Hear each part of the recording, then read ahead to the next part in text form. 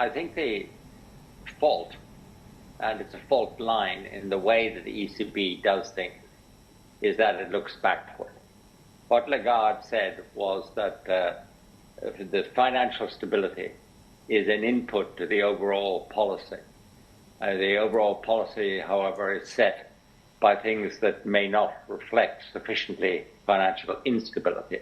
And that is, for instance, underlying inflation, it is current inflation, and it is, of course, the transmission of monetary policy. These things pick up financial instability very slowly. The reality is that what Lagarde has said is she will do something about financial instability if it happens, but she will not predict or act in any way in advance of it. Now, that's exactly what central bankers did in the great financial crisis, and it depends upon your faith that the central bank economists will pick all this up and predict it accurately and tell her what to do about it, and then she will do it.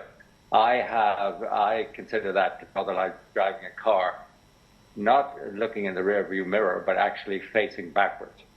And I think it's not the right way to go about what is obviously an environment of extreme leverage, with increasing cost of leverage, which is causing failures and will cause increasing failures.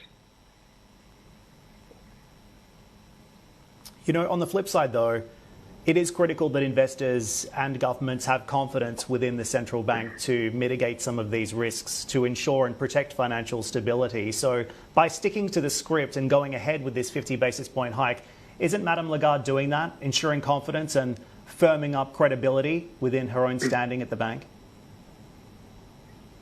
Oh, of course, all of that. But of course, the same flock of sheep had confidence in the central bankers when they were printing money ad infinitum, generating inflation, and then doing nothing about it until it was out of control. So, I mean, having confidence in them and smiling from podiums does not necessarily mean that they're right. The point I'm making is that the mechanism for being right is not backward-looking. It is not reacting after the events have shown up in their data-dependent antennae.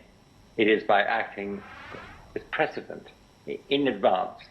And you can see the stresses in the system all around. The fact that the Swiss could shovel billions into Credit Suisse and keep it afloat did not solve the problems of Credit Suisse, nor overnight were the problems of the New Republic Bank solved by shoveling another 30 billion into it. The point is that leverage is coming home to roost. And when you pursue